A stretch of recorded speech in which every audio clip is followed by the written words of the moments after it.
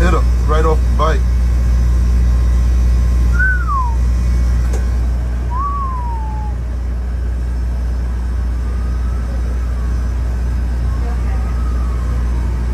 Oh no.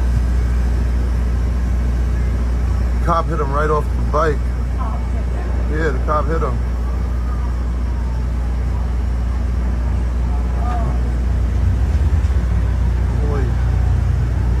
I know that hurt. That shit looked like it hurt. This is a story that is sadly timeless. Oh boy went flying off that bike. Damn. That's crazy.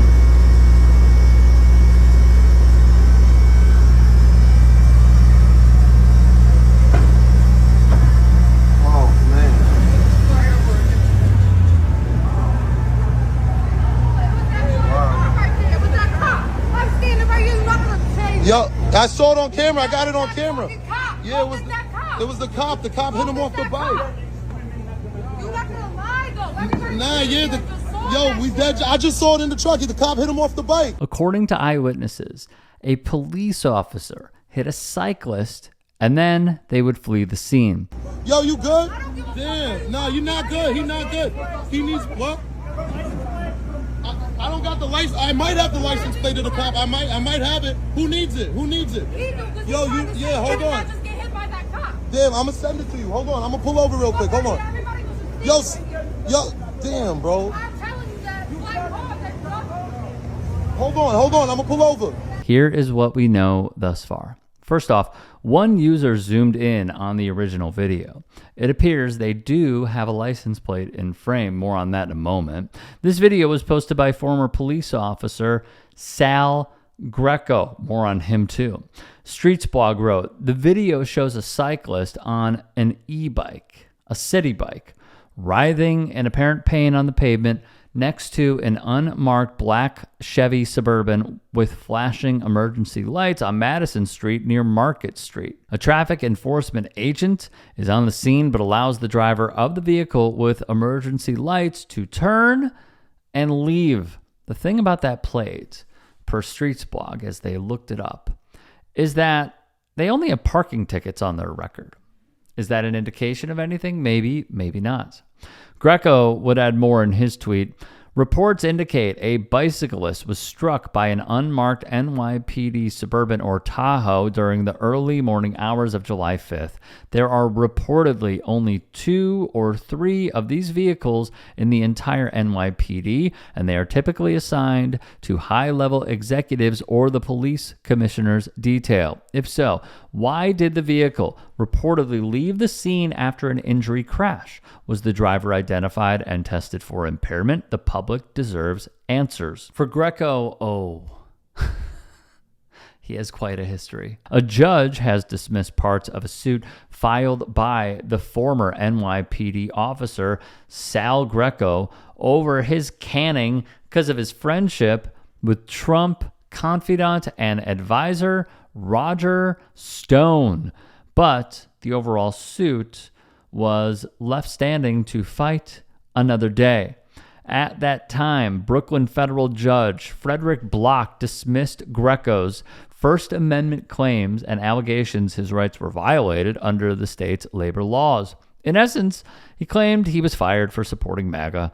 Pix11 wrote he would acknowledge he was familial and political in ties to Stone and also supports extremist groups like the Oath Keepers and the Proud Boys per that lawsuit. Here is what I will say about all of this. All right, first off, you have seen our videos. If you are just coming across them, welcome. Welcome in.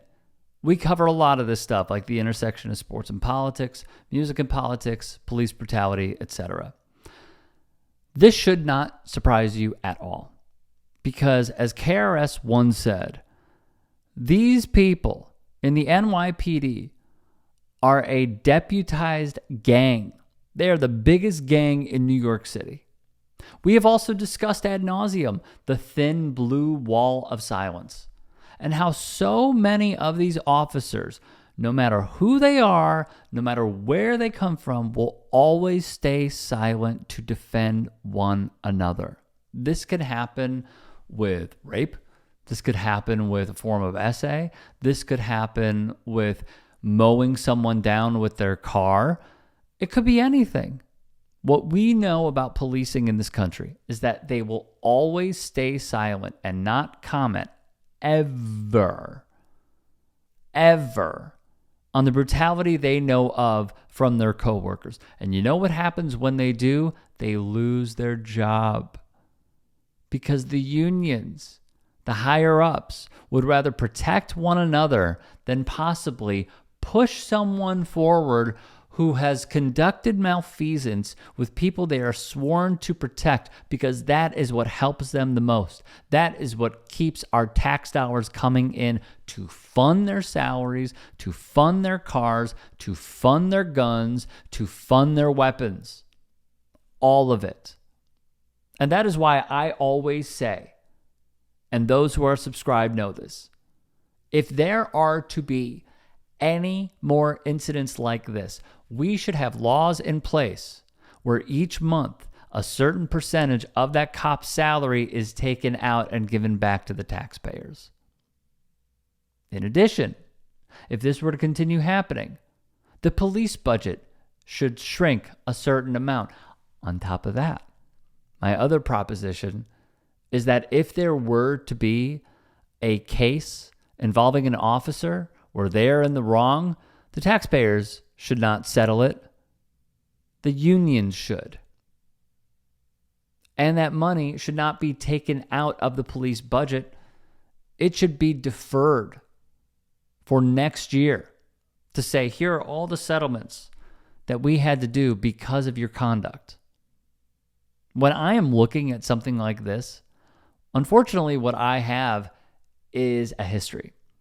I have a history of cops being in the wrong, of doing stuff like this, or maybe on a lesser scale, and trying to get away with it. And you know what? A lot of the time, they do. Because what happens is, first off, will anything happen if this cop did what they say? I don't know. But let's say something does. Let's say the cop gets unmasked for some reason. You know what could happen? They could fire that cop, and then the cop can go to another precinct and just keep going, making the circuit. We need accountability, and we really need people to step up and try and help us in these situations, because it is getting worse and worse. And I just don't want this for anybody. If you can and are willing, please become a paid member here at TYTSports. And or go to tyt.com/join. In addition, you can follow me on Twitter, Instagram, and TikTok. Appreciate it. Have a great day.